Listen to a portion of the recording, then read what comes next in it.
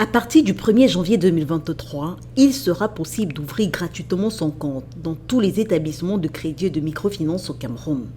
Ouvrir un compte bancaire gratuitement et avoir une sécurité d'une épargne, c'est déjà une très bonne chose. Il faut déjà remercier l'État et le gouvernement camerounais d'avoir pensé à cela. Ça permettrait que même le Camerounais moyen ne serait pas inquiet de pouvoir épargner ses 1 franc. Puisque épargner 1 franc, c'est prévoir le lendemain. La jeunesse est aujourd'hui tellement désespérée parce que de gauche à droite, on demande toujours une caution, on doit trouver une caution. Donc, si le Camerounais moyen peut épargner ses 100 francs, 200 000 francs, sans toutefois payer une caution afin d'avoir cette garderie-là, c'est déjà une très bonne chose. Donc, une mesure qui est plutôt bien accueillie par les potentiels épargnants. Une très bonne initiative. Vraiment, avec le temps, si cela sera résolu, nous prions vraiment l'Éternel à ce que ce soit réalisé. Parce que pour le moment, nous avons beaucoup de difficultés à pouvoir ouvrir les comptes bancaires.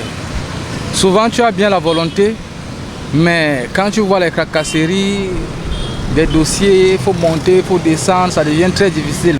À côté de l'ouverture gratuite des comptes, les mêmes établissements devront entre autres permettre la consultation des comptes dans toutes leurs agences, permettre la consultation des soldes dans les guichets automatiques, remettre une fois par mois le relevé de compte mensuel aux clients, que ce soit sur support papier, au guichet ou par voie électronique.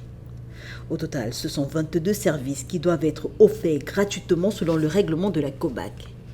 Bien que prescrit par la Commission bancaire de l'Afrique centrale le 30 juillet 2020 et censé entrer en vigueur le 1er février 2021, ces produits et services bancaires sont jusqu'ici facturés dans plusieurs banques et microfinances. Un laisser-aller qui devra prendre fin dès le 1er janvier 2023, du moins si on s'en tient à l'injonction contenue dans une lettre que le ministre des Finances vient d'adresser aux directeurs généraux du secteur bancaire du Cameroun. Si effectivement appliquées, ces mesures pourraient favoriser l'épargne dans notre pays. Cela va permettre à beaucoup de personnes d'avoir un compte bancaire et là maintenant il n'y aura plus le stress du fait qu'il faut forcément laisser quelque chose dans le compte pour couvrir le compte ou pour garder le compte. C'est une bonne idée, c'est une bonne initiative que le gouvernement a prise. Vraiment, on peut que leur dire merci pour cela.